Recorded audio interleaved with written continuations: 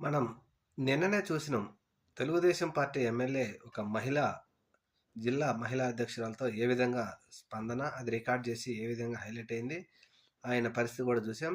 అయితే మళ్ళీ ఈరోజు కొలకపూడి శ్రీనివాస్ అనే ఒక ఆయన ఎమ్మెల్యే ఉన్నాడు కదా! ఆయన మహిళా మండలి గ్రూప్‌కి సంబంధించిన సభ్యురాలు ఎళ్ళేసి ఒక బుక్ కీపర్ కావాలి అని ఆయన దగ్గరికెళ్తే, మిమ్మల్ని ఎవరు పంపించారు? మీరెక్కడి నుంచొచ్చారు?